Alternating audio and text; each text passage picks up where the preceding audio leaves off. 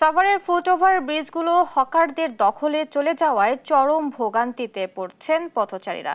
Bridge ব্যবহার না করে জীবনের ঝুঁকি নিয়ে সড়ক পার হতে বাধ্য হচ্ছেন অনেকে। এ নিয়ে বিস্তারিত জানাতে সরাসরি যুক্ত হচ্ছেন সহকর্মী দেওয়ান ইমন। ইমন, ফুটওভার ব্রিজগুলোর বর্তমান চিত্র কেমন দেখছেন? কর্তৃপক্ষ কি আদৌ কোনো পদক্ষেপ নিচ্ছে কিনা, এর দখলদারিত্ব সরাতে কি কোনো পদক্ষেপ নিচ্ছে কিনা আদৌ, এ নিয়ে আমাদের আরো জানাবেন।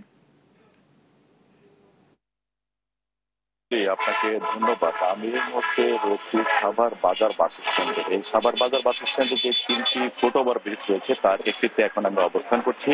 এই একটিতে আমার পেছনে আপনি দেখতে পাচ্ছেন যে শুধুমাত্র এই ওভারব্রিজটি কিন্তু অর্ধ শতাধিকের মতো কিন্তু এই যে ভাসমান যে দোকানগুলো রয়েছে সেই দোকানগুলো গড়ে উঠেছে। প্রতিটি ওভারব্রিজে কিন্তু একই চিত্র এবং এই ওভারব্রিজ গুলো দিয়ে যখন যারা পথচারী রয়েছেন, ওভারব্রিজ গুলো যারা ব্যবহার করছেন তারা কিন্তু প্রতিনিয়ত দুর্ভোগের কিন্তু শিকার হচ্ছেন। আমরা দেখেছি যে বেলা বাড়ার সঙ্গে সঙ্গে কিন্তু মানুষের চাপ কিন্তু এই সড়কগুলো দিয়ে, এই ফুট ওভার ব্রিজ গুলো দিয়ে বাড়ে। যেহেতু এই সাভার বাজার বাস স্ট্যান্ড দুই পাশেই নানা ধরনের শপিং কমপ্লেক্স রয়েছে, পাশাপাশি যেহেতু এটি শিল্পোদ্যোষিত এলাকা, সড়কের দুপাশেই কিন্তু শিল্প প্রতিষ্ঠান রয়েছে এবং এই সমস্ত শিল্প প্রতিষ্ঠান এবং এই যে শপিং কমপ্লেক্স গুলোতে কিন্তু যে সমস্ত মানুষ এই সমস্ত প্রতিষ্ঠানগুলোতে আসে তারা কিন্তু এই ফুট ওভার ব্রিজ গুলো ব্যবহার করছে এবং এই ফুট ওভার ব্রিজ গুলো ব্যবহার করতে গিয়ে কিন্তু তারা এই যে দুর্ভোগের শিকার হচ্ছে। বিশেষ করে সবচেয়ে বেশি দুর্ভোগের শিকার হচ্ছে নারীরা। দেখুন যে শিশু বাচ্চাদের নিয়ে যে সমস্ত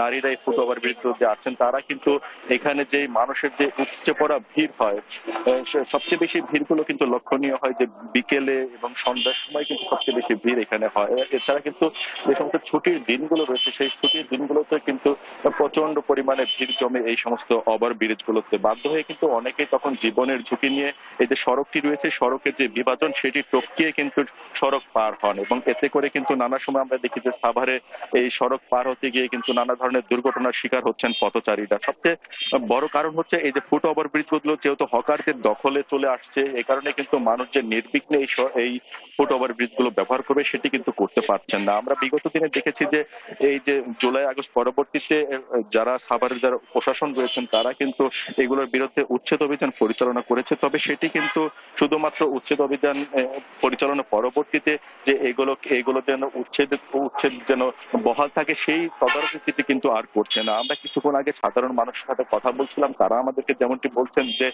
যারা উচ্ছেদ করবেন বা যারা এই সমস্ত বিষয়গুলো দেখভাল করবেন বা আমরা সাধারণ মানুষ যাদের কাছে বলবে এই উচ্ছেদের বিষয়গুলো, সেই যে প্রশাসনের কর্মকর্তারা তারাই কিন্তু এই সমস্ত জায়গা থেকে কিন্তু তারা কিন্তু লাভবান হয়ে আসছেন। বিশেষ করে এই যে দোকানগুলো দেখছেন এই দোকানগুলো থেকে কিন্তু প্রতিদিনই কিন্তু বিভিন্ন হারে দোকান ভেদে কিন্তু এই দোকান ভেদে কিন্তু প্রতিটি দোকান থেকে কিন্তু প্রতিদিন চাঁদা উঠছে। সেই চাঁদাগুলো যারা স্থানীয় যারা রাজনৈতিক ব্যক্তি রয়েছেন তারা যেভাবে ভোগ করছেন, অন্যদিকে কিন্তু এইগুলো কিন্তু সেই প্রশাসন পর্যন্ত কিন্তু সেই লভ্যাংশ জানছে, এমনটি কিন্তু এখানকার যারা পথচারী রয়েছেন তারা কিন্তু বলছিলেন। এই কারণেই কিন্তু দীর্ঘদিন ধরে মানুষের যে দুর্ভোগ সেটি কিন্তু চলমান রয়েছে এবং স্থানীয়রা বলছেন, যারা পথচারী রয়েছেন তারা বলছেন যে অতি শীঘ্রই যেন এই যে প্রশাসন এগুলোর উচ্ছেদে যেন উদ্যোগ নেন, এমনটি কিন্তু তাদের দাবি। তো এই ছিল আমার কাছে সাভারের ফুট ওভার ব্রিজ দখলের চিত্রের খবর।